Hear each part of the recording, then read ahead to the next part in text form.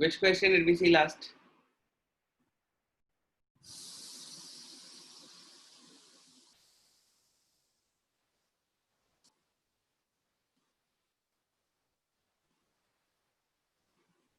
Okay, 6 correct or wrong statements. Okay, that question. 110. Yeah, 112. I think 113 also we have seen. No, 114 we did not see. Till 112, 113.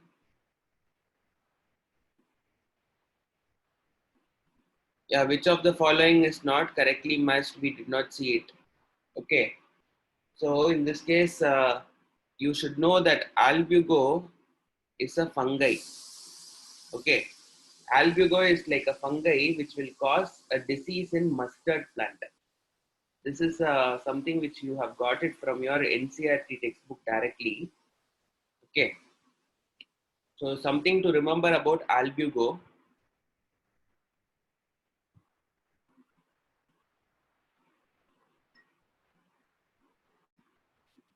Things that you should know about albugo is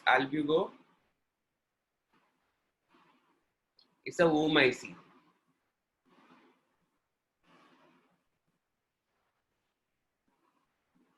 Or it can be like you can classify them as phycomycetes.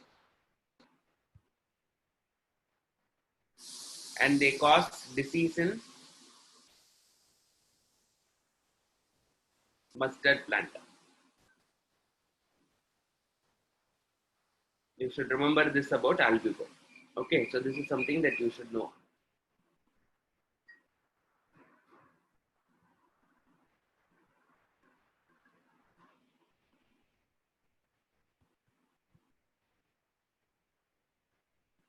The next one, 115th one, pseudomycelium is a characteristic feature of what? Pseudomycelium is the characteristic feature of what they are asking. Pseudomycelium means you don't have mycelium, proper mycelium. Okay, you know that yeast is like something which is unicellular. Okay, and then it will not have a proper kind of like mycelium kind of thing. So whereas all the other things will have like a hypha, which will try to be like kind of like what? Septate or aseptate. You will be able to see this kind of structures in higher organisms. But in yeast, you will not have something. Pseudo means false. Mycelium means mycelium. False mycelium is seen in yeast. Why? Because they are not exactly mycelium, but they are all like fragments of what? Yeast. It will be like this. So this is looking like a false mycelium, but it is not the original mycelium.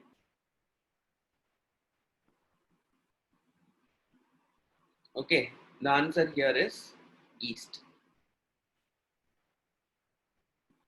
The second most abundant producers in the marine environment is which one they are asking? The first group is chrysophytes.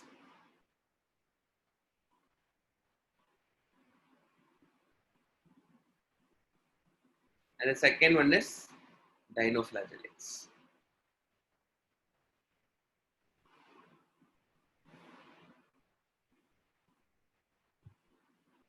This is for marine environment. Okay.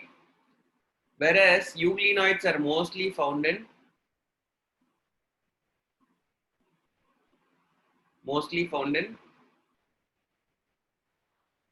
freshwater cases.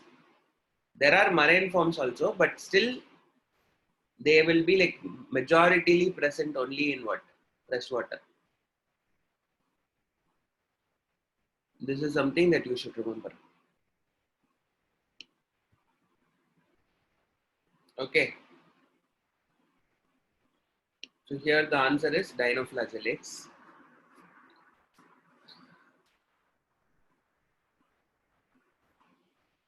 Okay. A dinoflagellate may appear in which of these following colors? we of course know that goniolax is red in color. Okay, but this dinoflagellate is like kind of very diverse in terms of your coloring pattern. So this is like kind of, they have like variety of pigments. Yellow color, it can be brown color, it can be green color, it can be blue color, it can be red color. Any of those colors, we call it as, you name it, it will be there in dinoflagellates. They are the most color diversified group. Okay, so that is your 117. 118, desmids are also referred to as what they are asking. In your CBSE textbook, it would have been given as golden algae.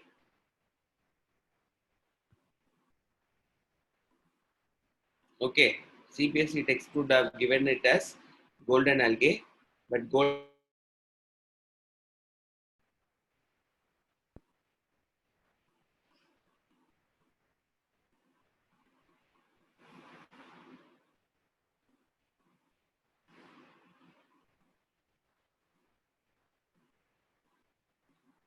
Okay, so now,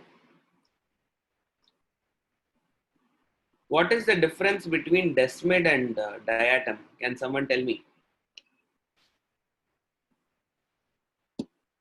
What is the difference between desmid and diatom? How would you differentiate between them?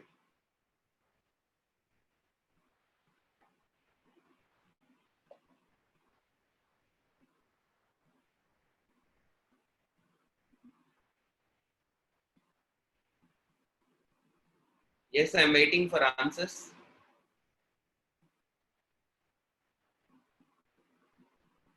What is the difference between desmid and diatom?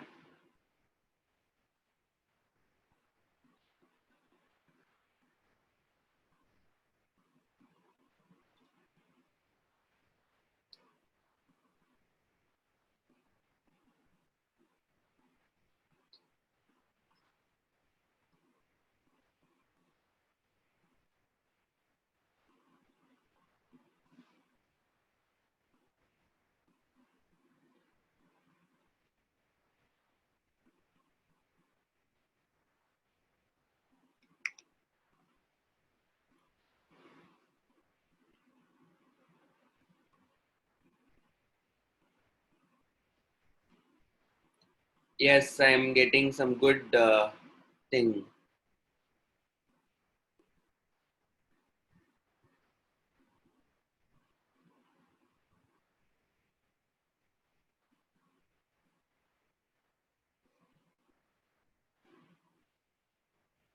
So basically, the cell wall is the one which will help you to determine these things. Cell wall in diatoms is silicaceous.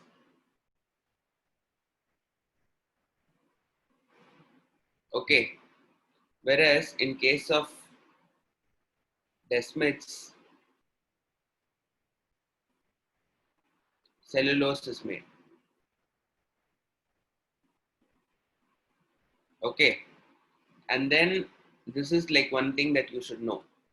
This is the first difference. And the second difference is appearance itself.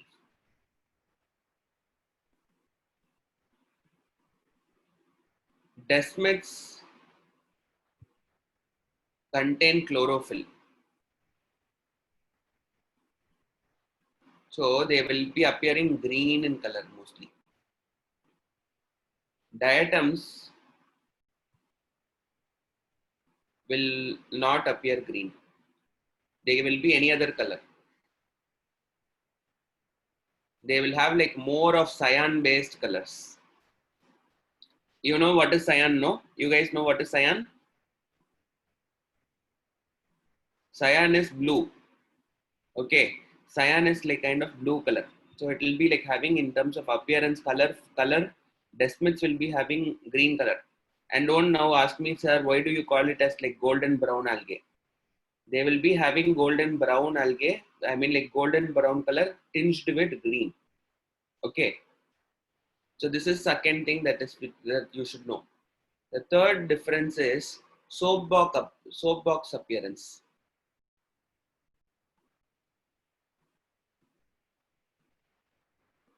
in diatoms. It will be appearing as if like a soap box. One box is like kind of fitting into another box kind of structure.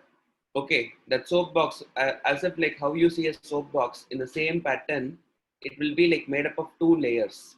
This is a very characteristic feature of diatoms. Okay, so these are the three differences that you should know about what and what.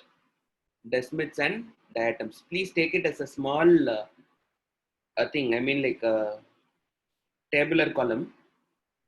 So it would be helpful for preparation.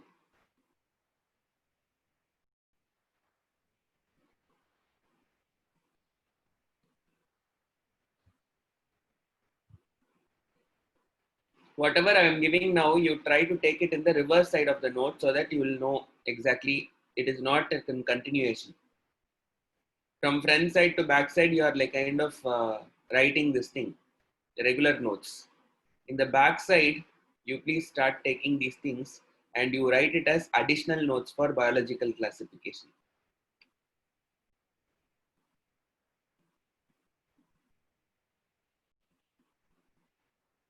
Okay.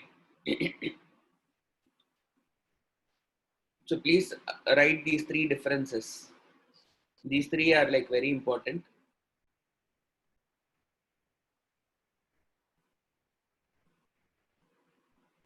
Okay, the next question 119, it is trying to ask you which of the following is not a viral disease. Mumps, we know it is virus disease. Smallpox, we know is virus disease.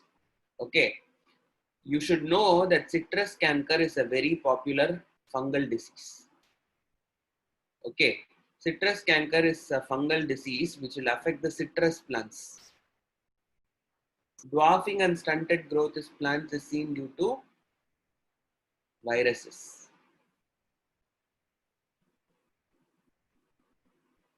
So this is the next thing. Next question, which of them is like kind of a wrong pairing of the disease and the causal organism? Just now we studied that mustard levante, if there is a disease, it is albugo.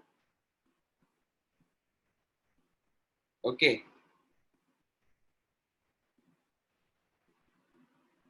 So they have given here late blight of potato is caused by the fungus Phytophthora infestans. These kind of questions, no, you cannot like really like get it like right in the first go. These are all things that you have to write it and then like study it over a period of time. So now that you know that these three are correct, okay, and you know that late blight of potato is caused by this thing. So what you have to do, write these things and keep it separately as a fungal diseases. All these things are fungal diseases in plants, and then like you should start studying. These are all factual questions. You really like cannot like what to say. There is a different approach to it. So you just have to write them, keep them separately, and then start memorizing them. You cannot study all the things that you are like that are there, but what you will be able to do is like you will be able to give it. Actually, you have this one in NCRT. It is given. Like let me show you how it is given.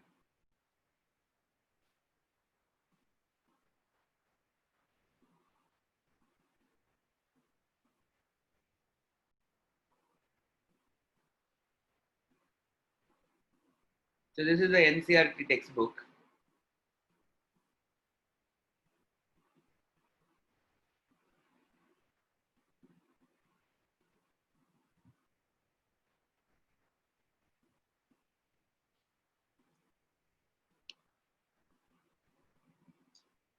You see here,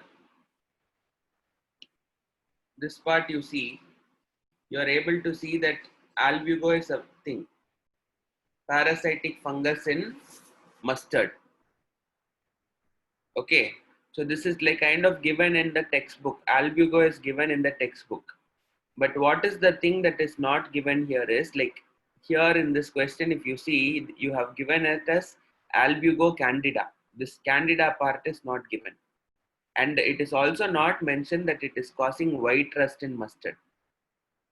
Okay, so maybe whenever you are seeing an example like this in NCRT, if you want to score well in NEET, what you need to have to do is like you just have to take this, pick this word, and then probably Google something about it. Okay, so it is given here. And similarly, you have the next one. You see here, you see this thing they have given about aspergillus. Some examples of this thing are aspergillus, claviceps, and neurospora. Here they have also given that neurospora is extensively used in biochemical genetic work. And many members like morels and truffle are edible and considered as delicacies. So here they did not give anything about diseases. But let us see about some common members are agaricus mushroom. Astilago is like kind of a smut. It causes disease called as smut. And Puccinia is called as a rust fungus. So they have given the mention of this thing. So all these things are mentioned in the NCRT textbook, but in a very crude form it is given. So you see here Ustilago smut is given. So which means Ustilago smut. So this is correct. The next one also you see Puccinia. Puccinia is like kind of, it is given it as rust fungus. So which means the answer here is, this is also correct. But late blight is not caused by Alternaria, okay, but it is caused by Phytophthora infestans. So which means you have to like kind of like write this and keep it separately. And maybe you have to study it in case if you're thinking of scoring good in biology.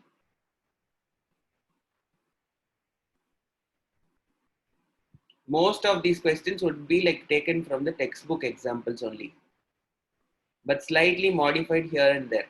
So, but if you know that textbook examples itself, you will be able to answer them rightly.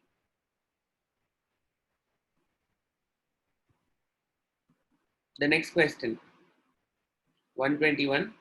Okay, children, please take down this thing. This point alone, at least you write it somewhere and keep, because like you might not be going through this paper later. So at least like if there is a chance, you might go through your notes. So late blight is caused by Phytophthora infestans.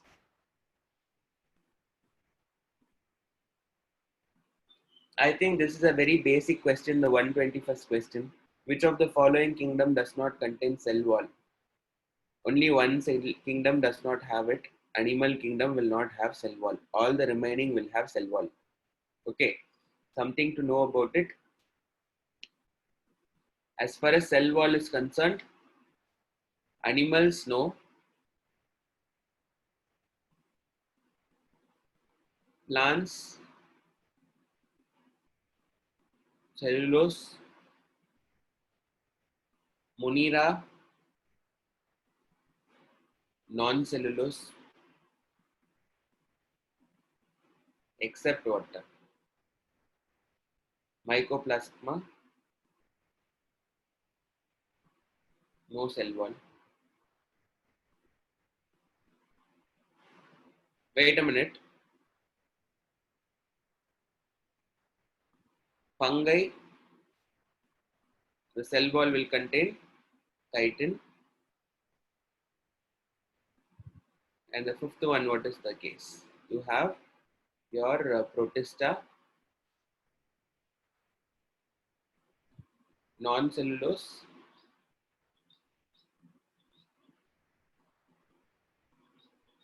or cellulose. In some cases, you will have cellulose.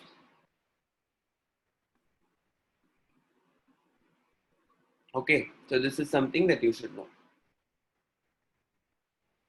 This is how your 5 kingdoms are classified based on the cell wall content. Second slide, someone is asking. Yeah, you can see it.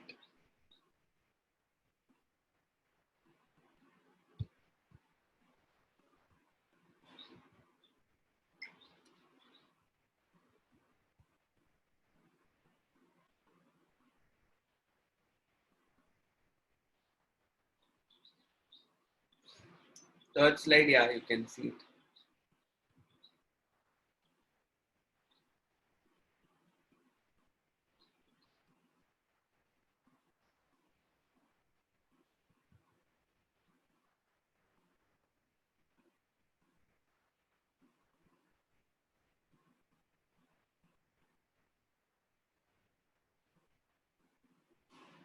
Okay, so second slide.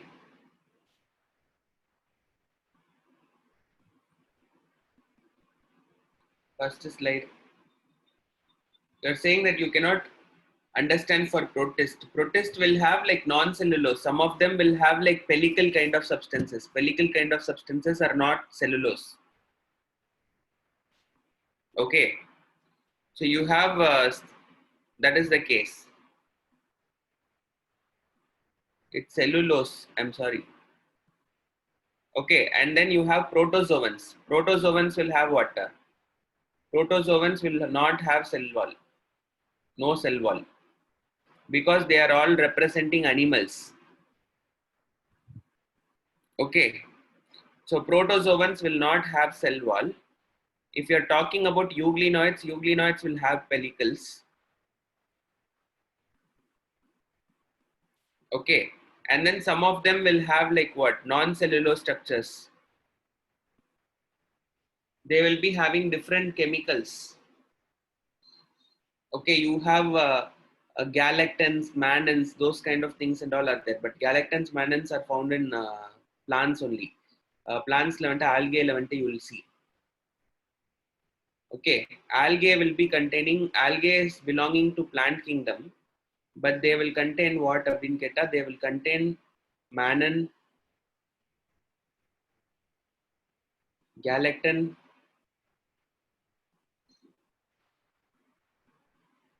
these are the basic thing for algae. So plants levante majority it will also have cellulose. But additionally you will have these things. This is for algae. But all plants will surely have what? Cellulose. In case of Monera, it is only peptidoglycan.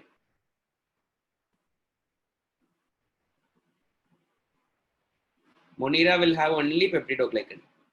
Fungi will majority will have chitin only. In Protista, it is a very varied group.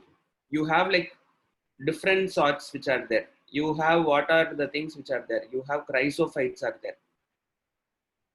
You have Trippivanti, you have like your euglenoids are there. You have diatoms are there. I mean like which one? Dinoflagellates are there. Then you have slime mold is there. And then you also have protozoans. In protozoans, you don't have cell wall. Here you will have cell wall. Some of them might contain cellulose. Some of them might contain non-cellulose. Okay. So some of them will have cellulose. Some of them which will resemble plants will be able to, cellulose will be there. Some of them will have non-cellulose.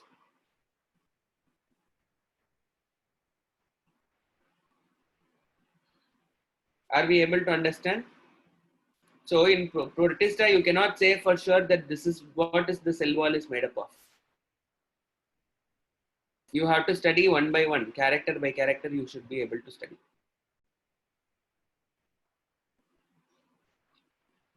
So coming back to the question here, 122, some bacteria are able to grow in the presence of antibiotics due to what?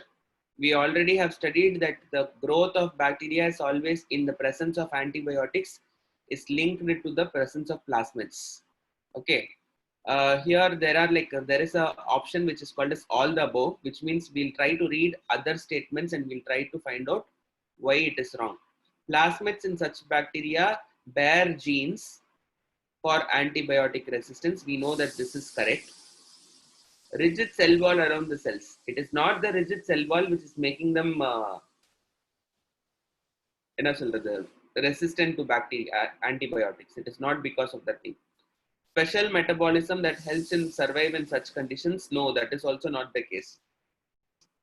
It is only the product of the plasmids that is causing the growth to happen. Okay, so please understand that bacteria which are resistant to antibiotics will surely have what? Will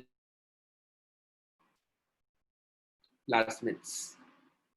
Are we able to understand 122?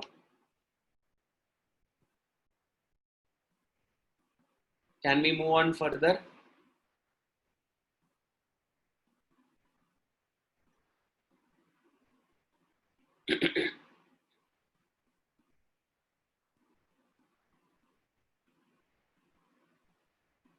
Respond something at least. It's appearing as if you're all sleeping at home.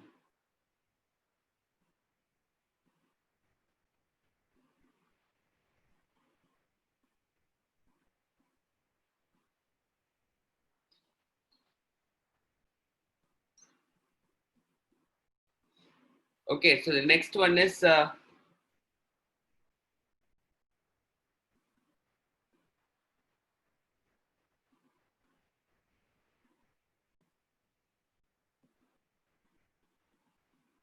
if you're active, I'll be able to know only if you're like kind of chatting. Otherwise, like I don't have any clue as to like whether you're listening or not.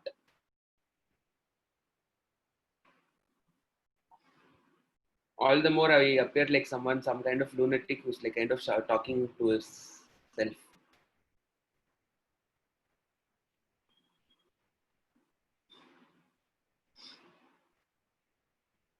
And then in this class, like people will also play PUBG while the class is on.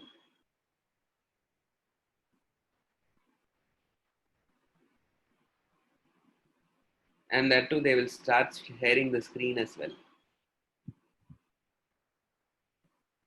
Okay. So they are asking here to choose the correct order of discovery for each of the kingdom of classification. Okay.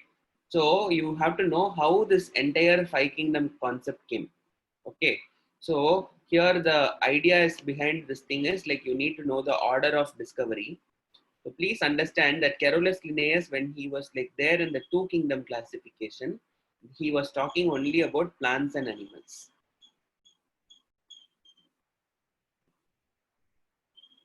Okay. When this thing came into the three kingdom classification, what were the things which came into the existence? Plants were there, animals were there, and then came up with what we call it as protist. Okay, protist was including all unicellular organisms, first of all. But later, when the four kingdom classification came, then they started having plants, animals, and then protists and monera. Okay, so initially what was happening, plants was including what? Fungi and bacteria was there, and some of the things were there, slime molds, euglena, euglenoids, and all were classified here. Okay, then the third one is like kind of like you have this protists came into the picture. So from here they started separating all the unicellular organisms and then they put together as unicellular and then protist. Again they found that there is a visible differences between even within the protist. there are some prokaryotes and then eukaryotes. So that prokaryote eukaryote classification came here. And then the fifth one is when fungi was isolated. So here in this case, fungi was also included. In this case also what was included? Fungi was also included here. So later they separated this fungi entirely outside, and then it happened that it became plants, animals, protist, monera, and finally fungi came into the picture. Okay, so lately they included this thing. So this is how it evolved. So here the order is this way. Plants and Animalia was discovered first, obviously. Then came up Protista, then came up Monera, then came up fungi. Is there any possibility for a six kingdom classification? Next, if they are going to separate it out, mostly it will be Archaea. Okay. So now what we are doing is we are no more classifying organisms based on kingdom classification. Now we have broadened it and then we have gone into the domain system. So now after 2000, no, after 2000, they are like mostly like they are classifying them based on the domain. So domain 11, you have that Carl Woese thing that we studied. This guy started studying about like eukarya, prokarya, and then archaea. If at all, if you want the sixth kingdom to be outside, then it will be like what? It will be like coming out in terms of archaea only.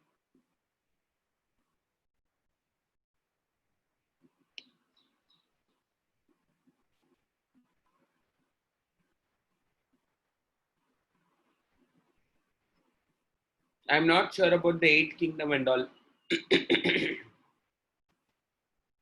Mostly now we have given up mostly with the kingdom classification, and we are like kind of like mostly going ahead with the domain based system. 3 domains, that's all.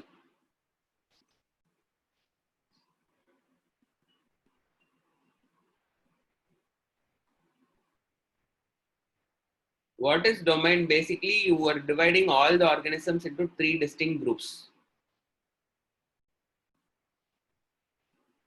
Okay. One is a group of organisms which are eukaryotes. The other one, which we call it as prokaryotes. And then the third one, which is having a totally different structure from these two things, which we call them as archaea. That is what is domain system.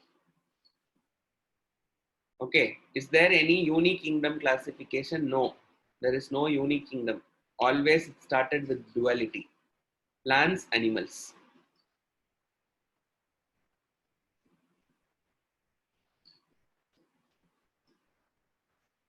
Okay.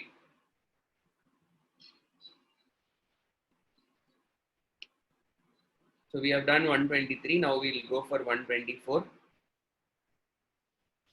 Bacteria which uses organic compounds for hydrogen donation during photosynthesis are called as what? Okay.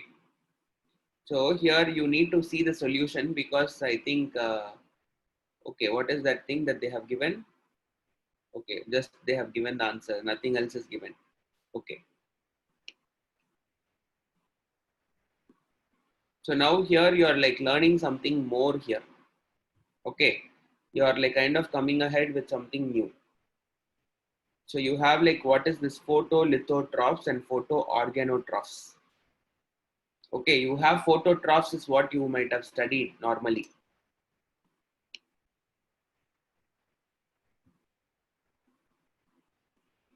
Inside phototrophs,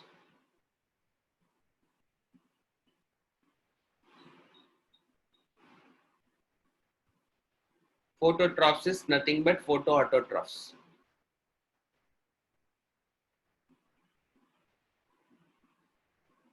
What is the meaning of photoautotroph? Something which will use light. Okay. Inside this thing itself, you have 2 classifications. One of them, what we call it as photolithotrophs.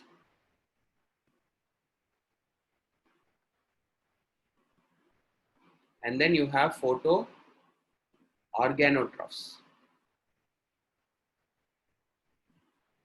The word litho is indicating earth. Lithosphere, you would have heard about lithosphere. Okay. The word organo is indicating of organic substances. Organic means something which is already existing, pre-made. So, usually you should know about photosynthesis. In photosynthesis, there has to be some sort of electron donor. You will study in photosynthesis chapter later. Okay. But what you need to know is like there is something called as electron donor is there. So how is this electron donor is like there? Only if that electron donor is going to donate electrons, you will get this process will happen. So in your normal thing, in your normal plants, if photosynthesis is happening, hydrogen, I mean like water is going to donate electrons.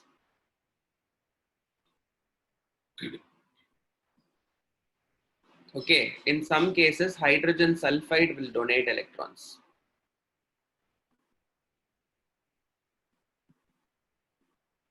These are substances which are inorganic. So they will come under this category. But in some cases, some organic molecules will donate electron. Okay, in such cases, we call it as photoorganotrophs. Okay.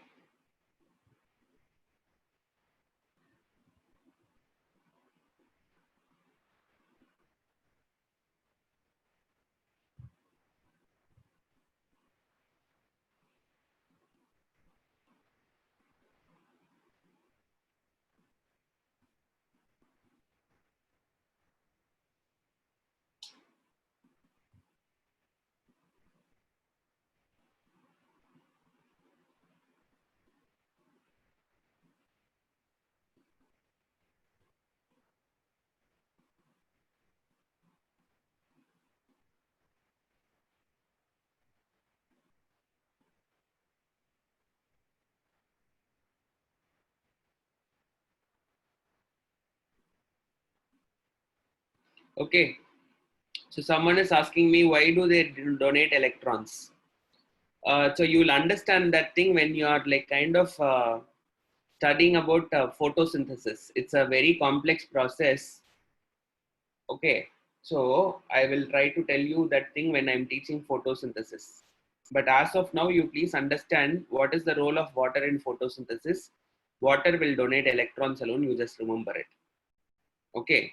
So there is a separate chapter called as photosynthesis where we will study the mechanism of photosynthesis. There I will try to tell you how this is like happening and then why should electrons be donated and all those things I will try to tell you there. Okay, because there is an exclusive chapter on photosynthesis.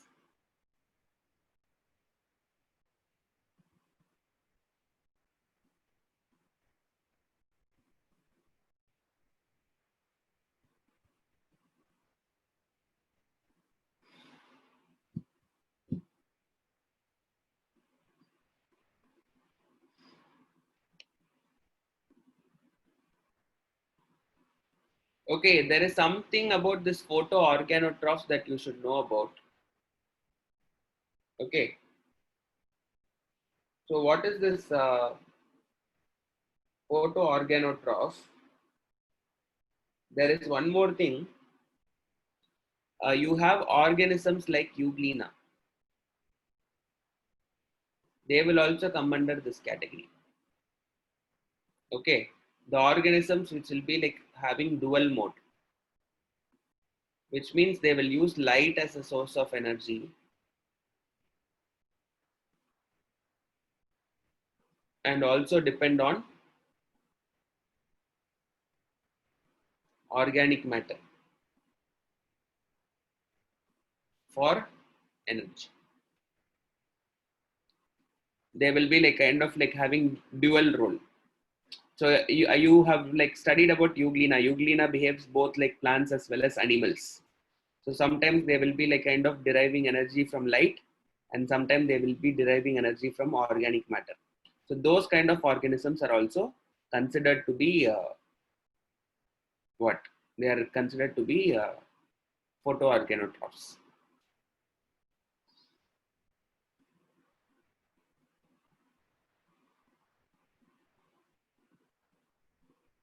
Okay. If you are having that lithotroph is exclusively photosynthetic. It will use only inorganic substances. But when it is organotroph, it can either use organic matter or light. I mean, like organic matter only, mostly it will try to use.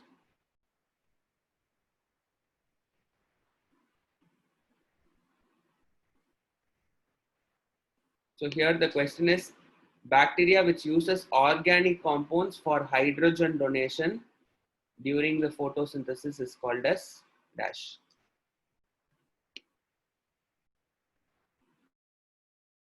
Of water is known as photolysis. Yes, it is known as photolysis. Photo means light, lysis means breaking down. Using light, water is broken down. That is called as photolysis. In photosynthesis, what will happen? This water will be broken down into protons,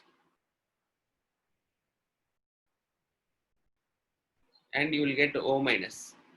When two molecules are broken down, what will you get? You will get proton, proton, and you will get O2.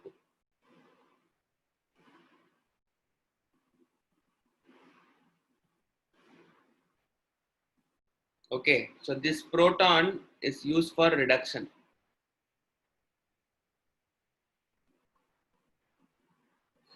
This oxygen is liberated out.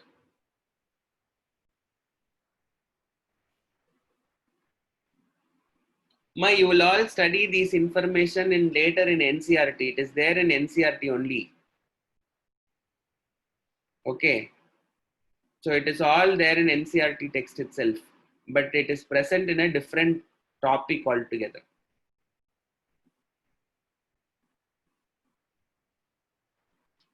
Okay, so now we can go ahead with the next question.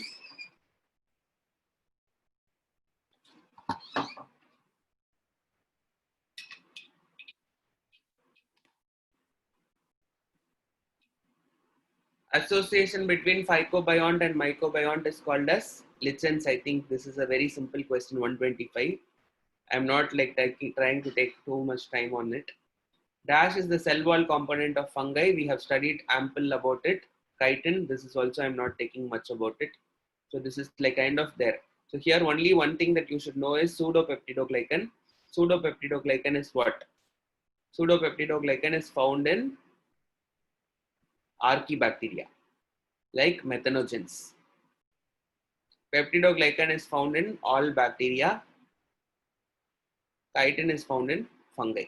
Starch is not found in the cell wall.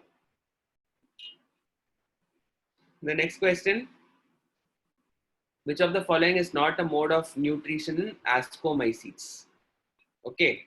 So here you should know about ascomycetes. No, you just see here. In ascomycetes, it's given here very perfectly. Ascomycetes are saprophytic decomposers.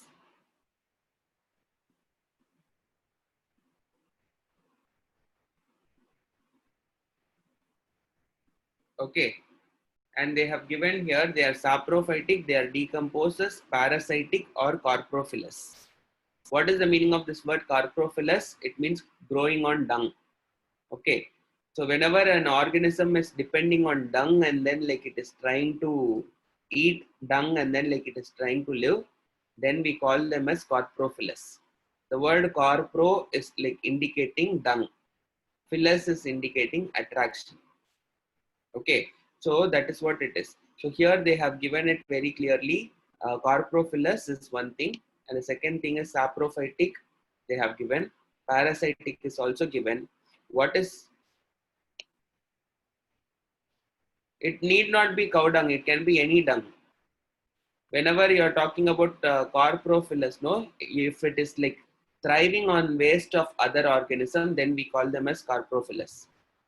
You have this cockroach. Cockroach can eat human feces and then like it can survive.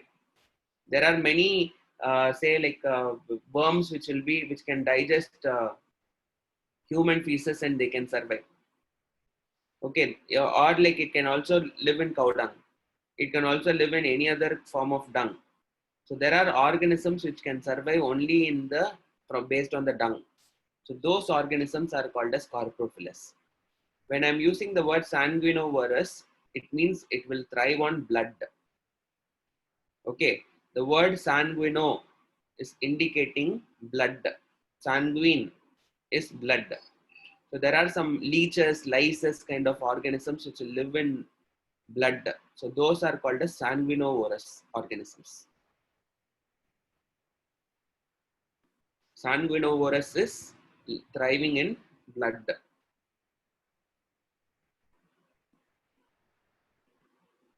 We can also say that as sanguivorous. Yeah, sanguivorous is also correct. Sanguivorous is also sanguinovorous. Is, both are same only.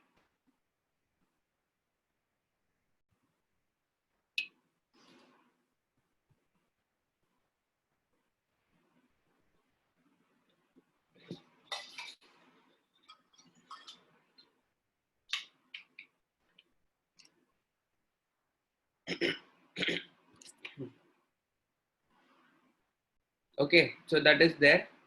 Which of the following is a giant sarcodine?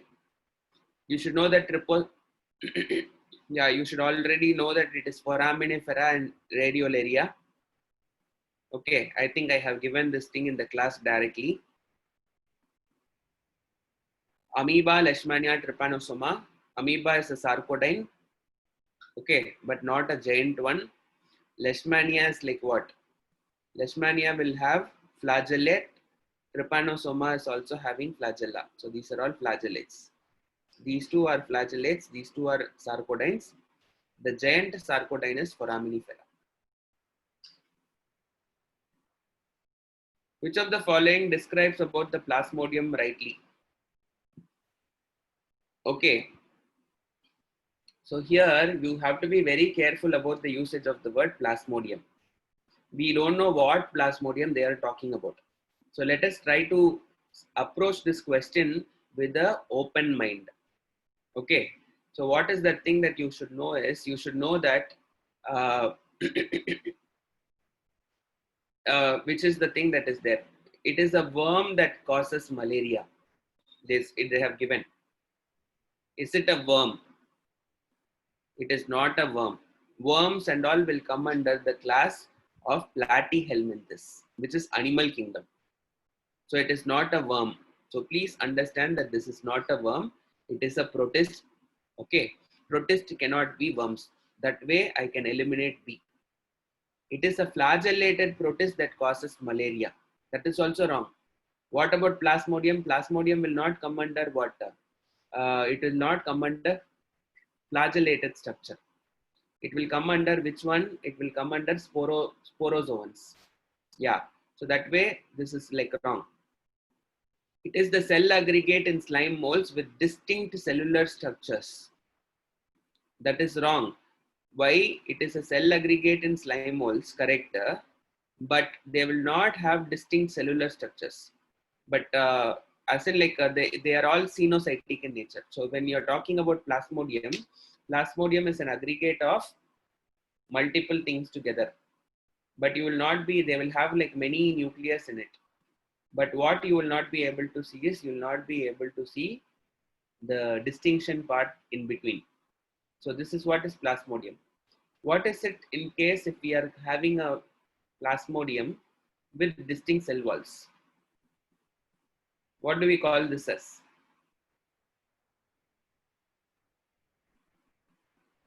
If it is like this, what will we call it as? If it is cellular, what is the name that we use? We call it as pseudoplasmodium. Yes, exactly. Very good.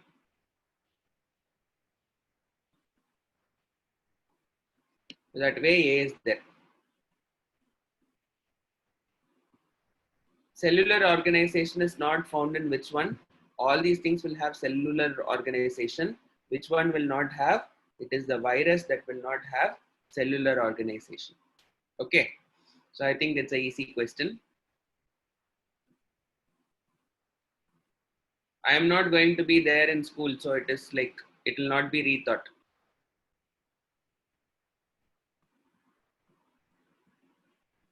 It is not me. I think it is one of your student has answered it in 0 seconds. So he has guessed it probably, I guess.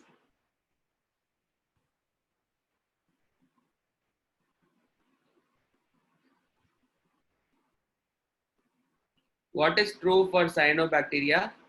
The thing that is true for cyanobacteria is oxygenic. Oxygenic means they will liberate oxygen. But whether with the nitrogenase activity or without nitrogenase activity is the question. They are the first organism which will give rise to oxygen. True, that is the case. That is what we mean by the word oxygenic. And then what is nitrogenase? Nitrogenase is an enzyme responsible for nitrogen fixation. Okay, nitrogenase is an enzyme responsible for nitrogen fixation. So what happens is like cyanobacteria can all fix nitrogen. So which means they have high nitrogenase activity. So the answer is A. Are we understanding 131?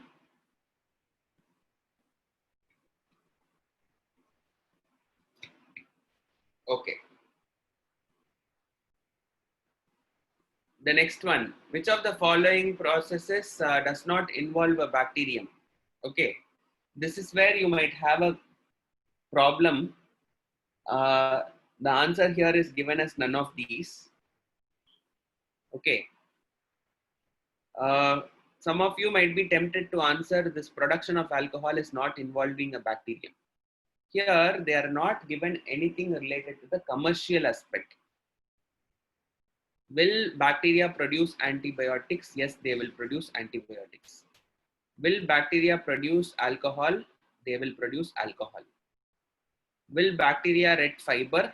Yes, they will ret fiber. What is the meaning of retting fiber?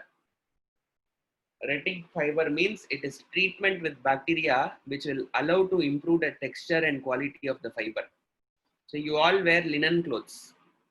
So if you're talking about a linen wear and all, like it is coming from cotton only. But how is it different from normal cotton? They will allow to ret it with the bacteria. So what they will do is they will be like kind of like keeping it in some processing stages there, where they would be like kind of treating it with bacteria, and they will allow the bacteria to consume the fibers so that a different quality of fiber is obtained. That is what we call it as retting of fibers. So bacteria is used for retting of fibers. Okay, and any anaerobic bacteria will produce alcohol.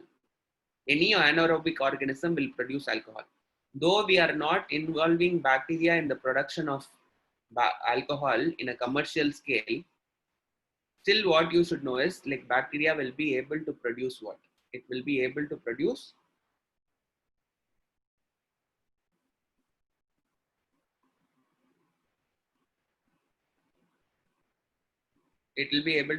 alcohol.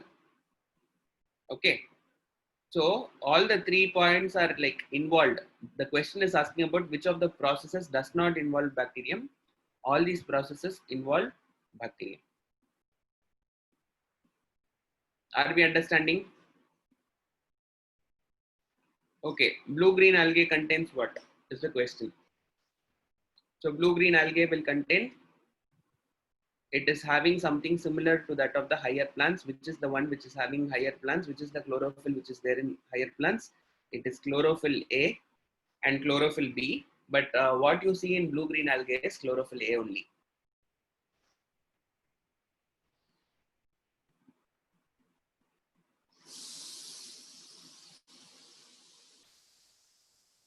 What is bacteriochlorophyll? Bacteriochlorophyll is a special type of chlorophyll which is found only in bacteria which are photosynthetic.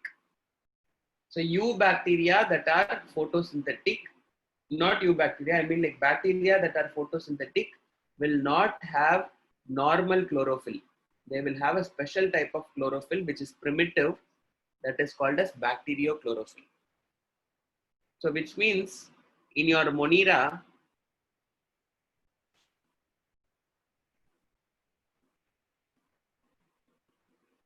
you will have the normal bacteria and cyanobacteria.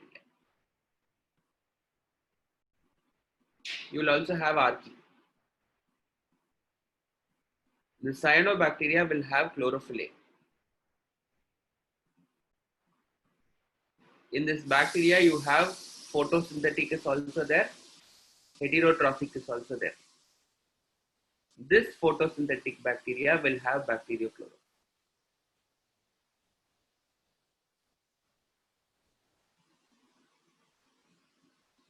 Okay.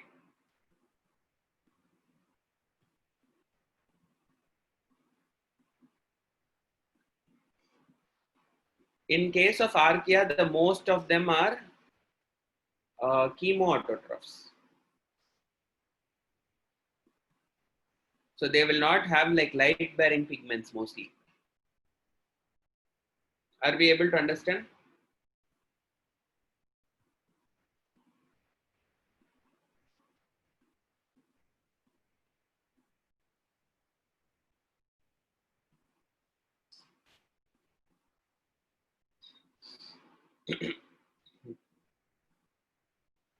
So moving on further, 134. Variation within bacterial species occurs due to what? Okay.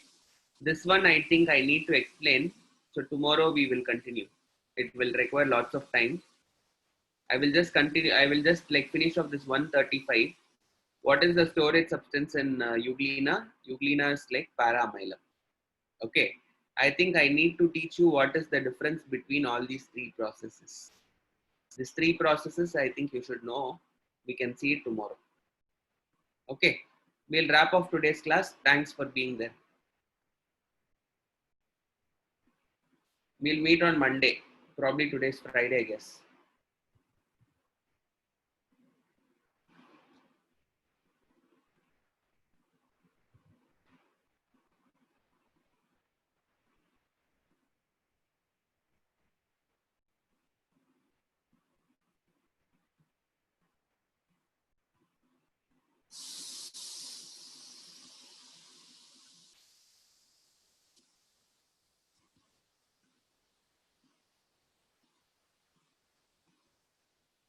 I need to complete this paper. Okay. And probably then only I will try to get it. Giri Prakash, you are scoring. I think it's fine. It's not very bad. You just have to just read textbook. That's it.